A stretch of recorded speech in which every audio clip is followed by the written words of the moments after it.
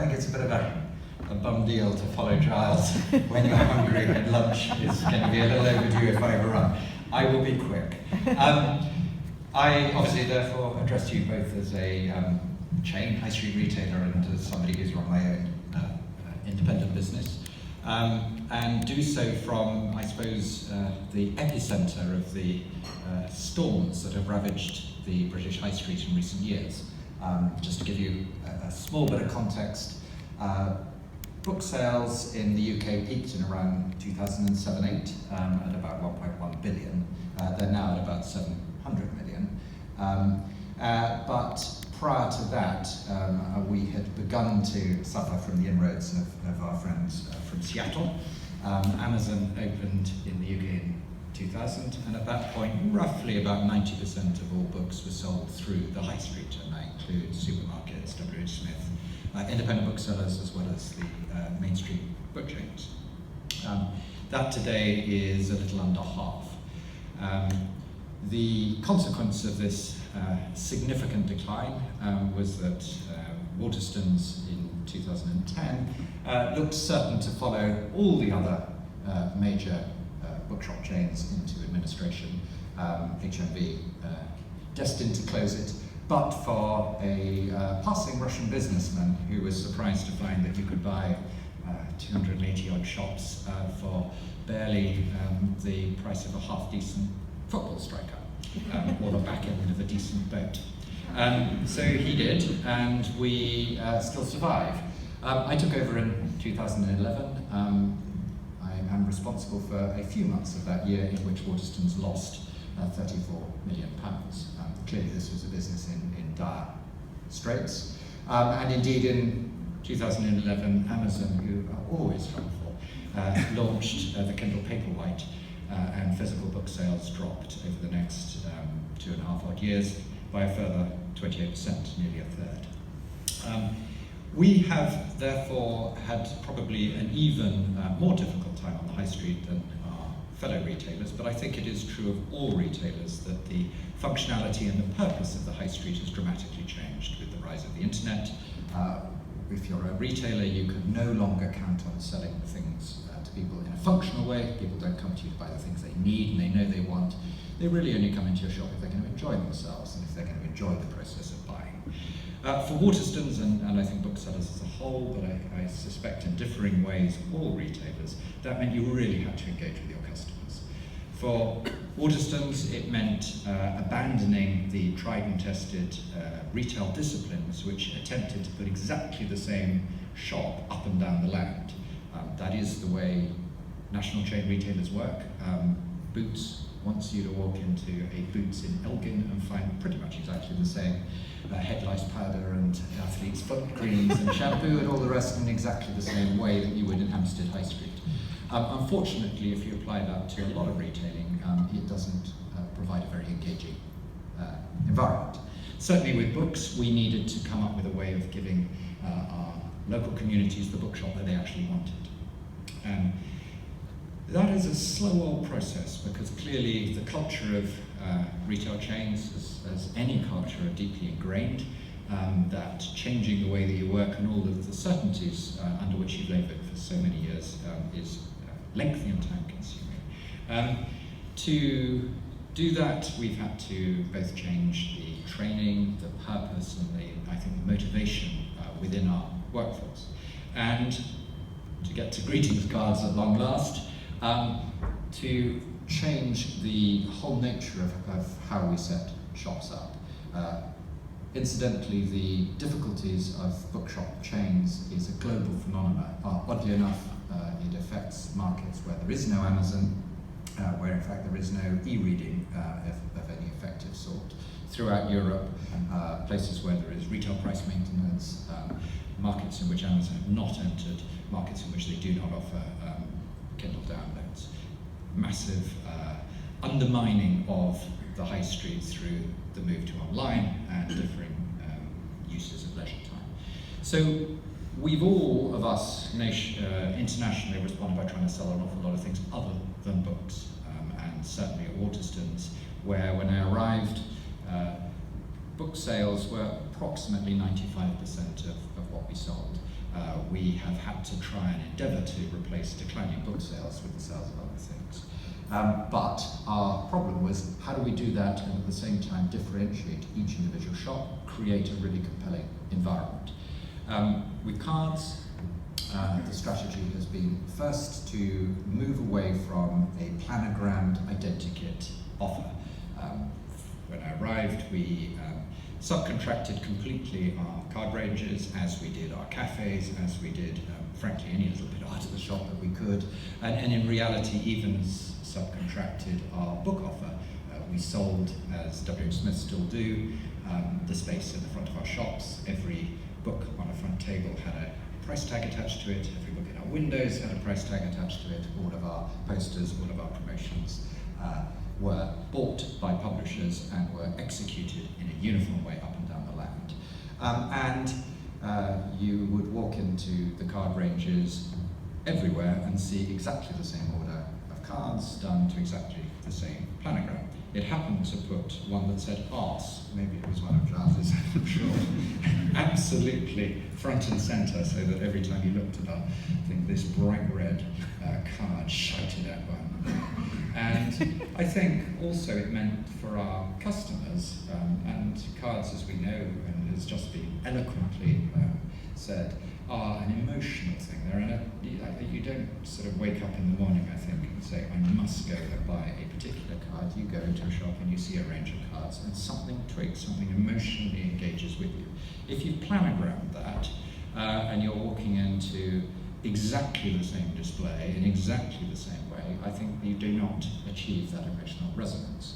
Of course, for us at Waterstones, it meant also trying to planogram something that would resonate or would be most effective in markets which are as variant as clearly hugely mass market shopping centres, high streets of the northeast, northwest, which have Middlesbroughs of this world have little in common with Harrogates, relatively short distance from them, let alone a cosmopolitan, metropolitan elitism of some of our London shops.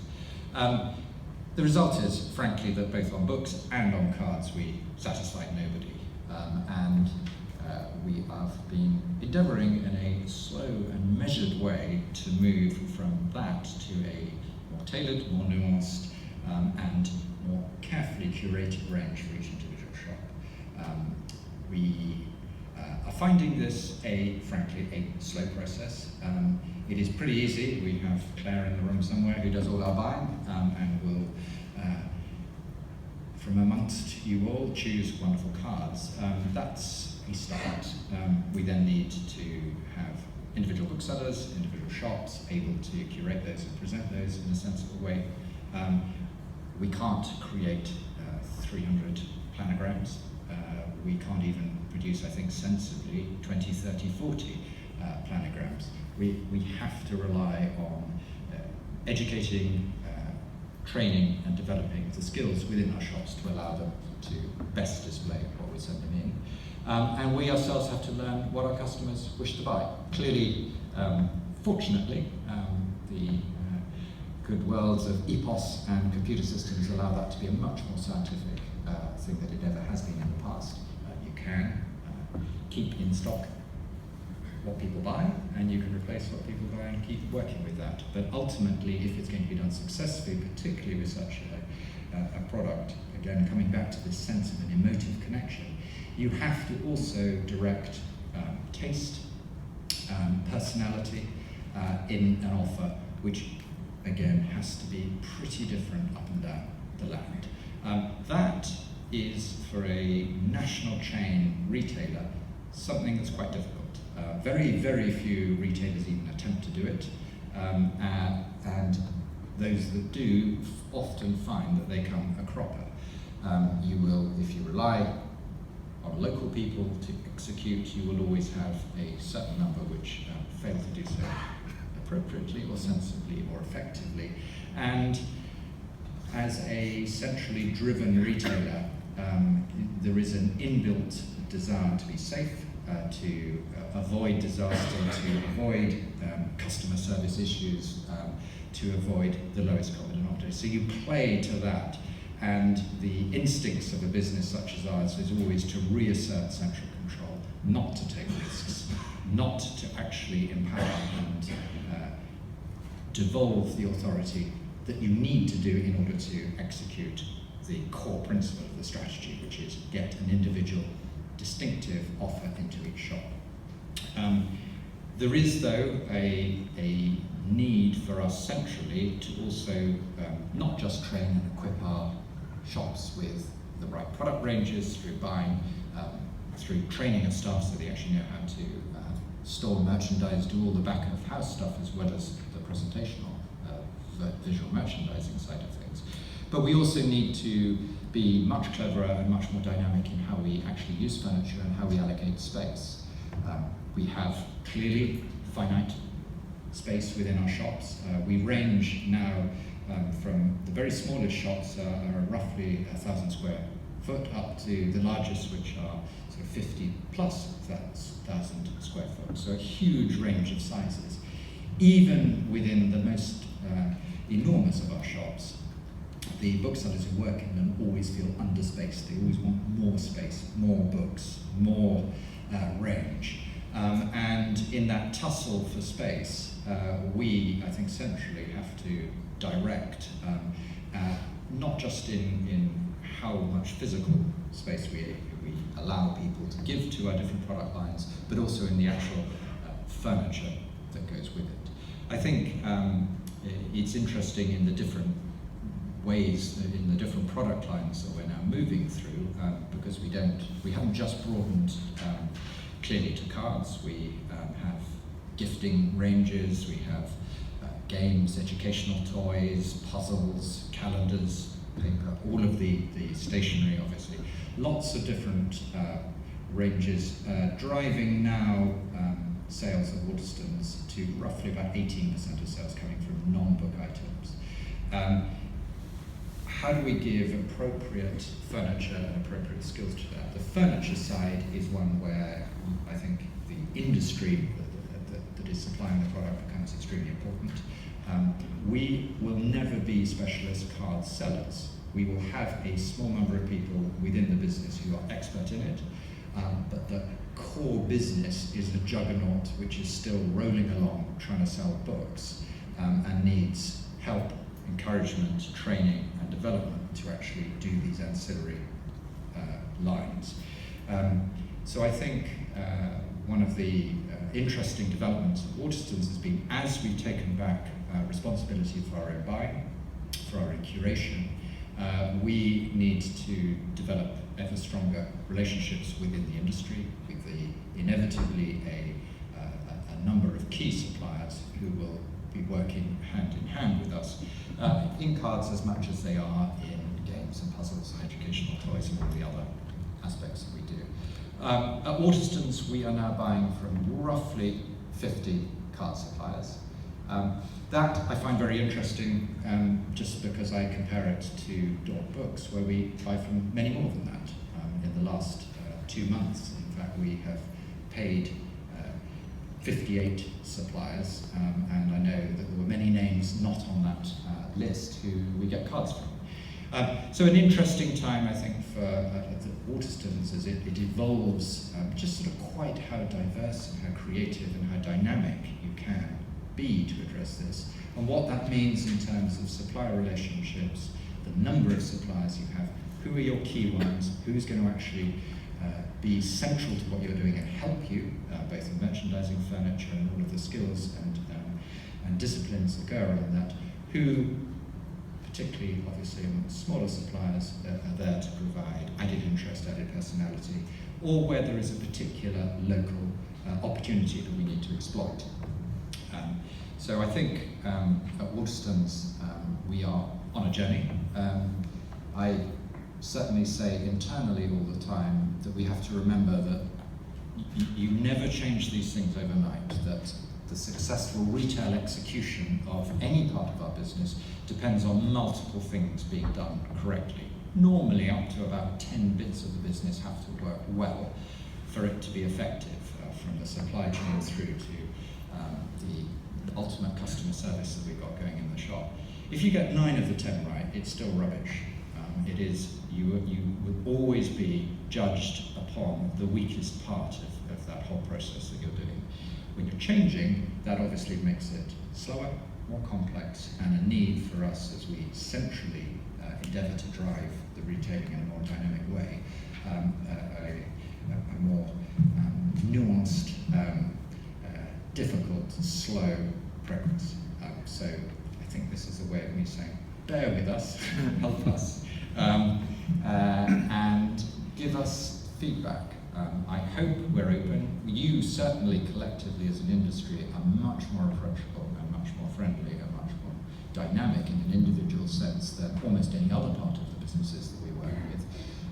But you also, though it is growing very nicely, incidentally, the great joy of recent years has been that as we've changed our bookshops, pretty much every part of it is now beginning to work a lot better.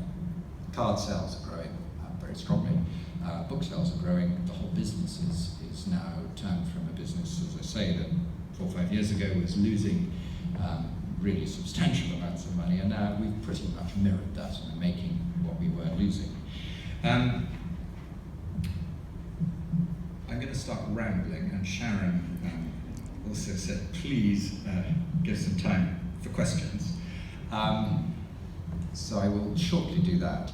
But I might also just add a few words with my Daunt Books hat on. Daunt Books sells cards ranging from roughly 3% of sales up to about 8% of sales within its 9 shops now. The 3% is the outlier. That's the very largest Maribon shop where there's very little space, extremely busy, a much higher sales per square foot than indeed any Waterstones by quite a lot of chalk, so we just simply don't have the space to get the cards out there. The smaller shops all come in at about 8% of sales. It's a very significant part of the business. It is natural we're clearly in a demographic which has time and money, and they will buy cards in a way that Charles's mother does, and we clearly hugely appreciate that. At Waterstones, card sales are a bit over 1% of the sales. It is extremely interesting to me that there is clearly the scale of the opportunity that is available to us.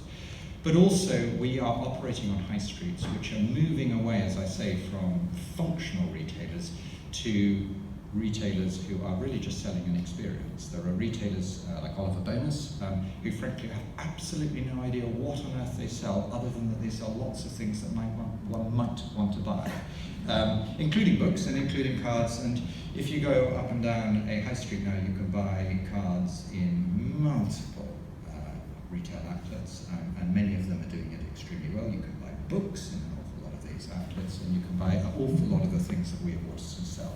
The people who are going to win on the high street are the people who marry visual merchandising and enthusiasm of service and an overall compelling environment. And I think it is an extremely interesting time for Waterstones, but I think for this room, one of the most interesting aspects is we've probably only just begun to scratch at the opportunity within the bigger business. Are there any questions? Because I know lunch is now 10 minutes overdue. I would be delighted to answer.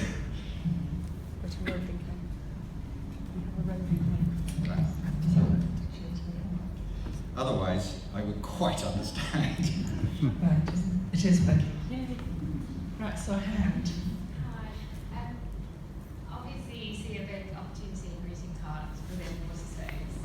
If there's 8% from Daunt and 1%, there's got to be a middle ground there with Waterstones. Would you grow the space for that, or do you think you'll change the offering?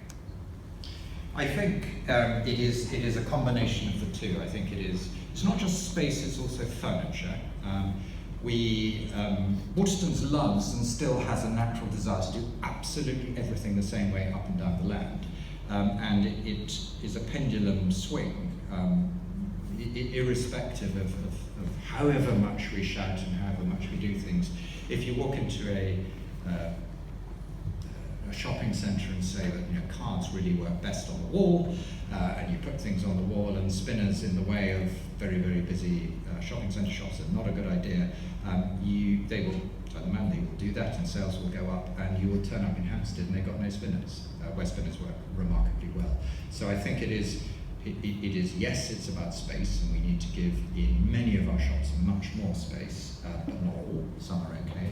There are historical legacy reasons as to how much space is given over. I think we need to really look at furniture. Is it really that cards work best on the wall? If it works best on the wall, do you go for these very dense cascades that we have within Waterstones at the moment, whereas in fact a much more open face-on display that propels traffic onto spinners might work much better. I think we just got to get a lot cleverer in how we do it and make the merchandising appropriate to the location. It is absolutely, I think, infallibly true that if you try and do the same thing in a large shopping centre and the same on a high street, it's not going to go well.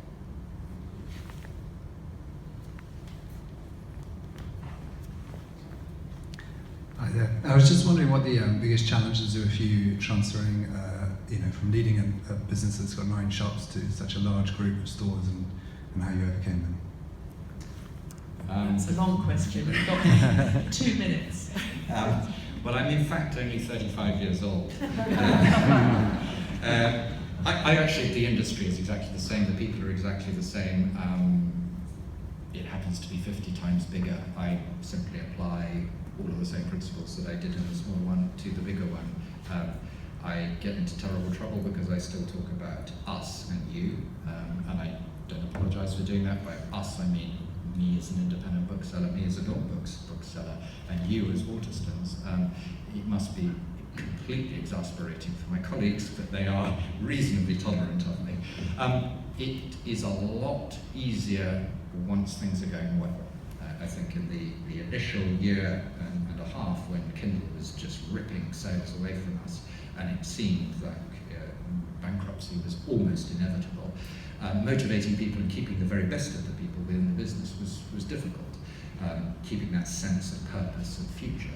I think now that it is going so much better, we're making money, we're able to give pay rises and bonuses and do all the promotions and things, people have a belief that we are triumphing, which makes it a lot easier. Booksellers, though, you really only a bookseller if you really care about it, so we have an immense advantage in the people that we employ. One more question then, seeing as you managed to answer that one so succinctly. One more question? The biggest challenge faced by a lot of suppliers is having to request price increases. What's your strategy with your buyers? I might give a slightly long-winded question now, answer. Terms are a screaming nightmare in all parts of what we do, and we have completely transformed the way in which we work with publishers, and I think have gone from a highly adversarial and difficult set of relationships when I arrived to one where, without saying that it is all harmony and delight, effectively we have moved and have reached a situation where publishers are happy and we're happy, and we actually have no negotiation now on terms at all. In the old world, every individual book had terms attached to it. You would have a price for promotion, for co-op, for placement, and each book was literally bought with a negotiation attached to it. We now have a single set of terms with the publisher, and that's that. There's simply no other discussion. All the emotion of that has been removed, all the discussion and waste of time, and we simply work with them now on how we're going to sell the most. And that is the sole topic of discussion.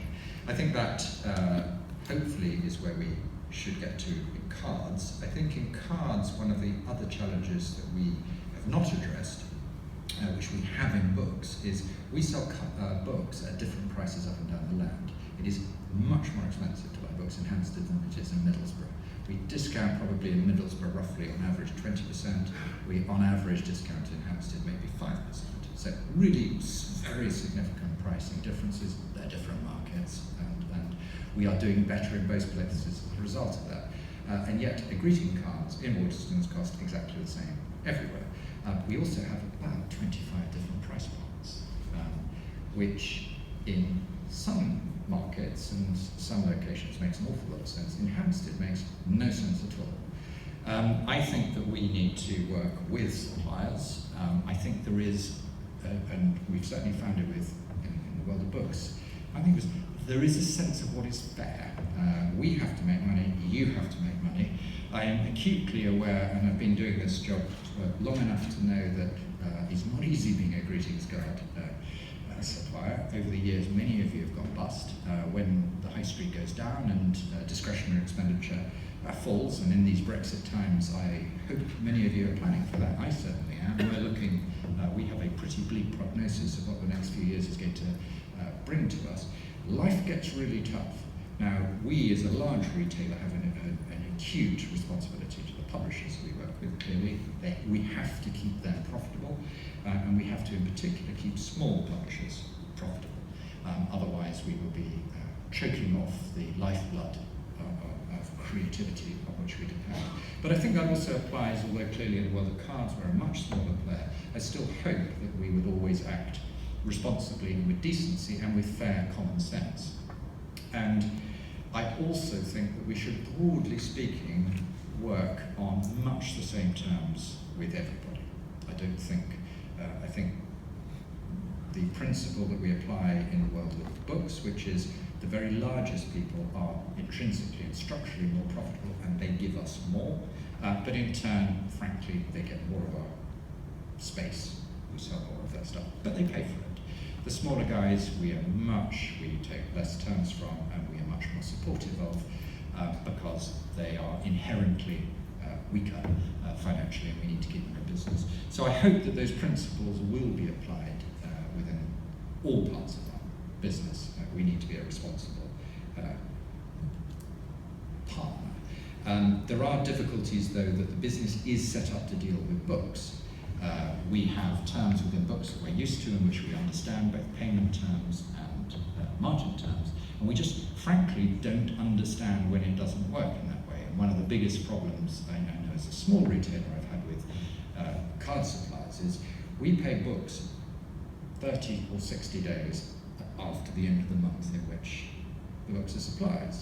Card people expect to be paid 30 days after the product arrives in the shop. We always pay late. Not because we want to pay late, not because we actually give a monkeys about when we pay, it's just all our systems are designed for the vast majority of our suppliers. Therefore, you slot into that. And we get snotty letters from up and down your accounts department saying, you're late paying. No, we don't think we are. we don't think we are. So there are all those little sort of annoyances which hopefully, with a big retailer, you can talk through and simply reach a fair position. But I mean, Claire tells me that relations are extremely good and that we are sorted in that respect. If that's not the case, we obviously need to hear that. As far as pricing increases go,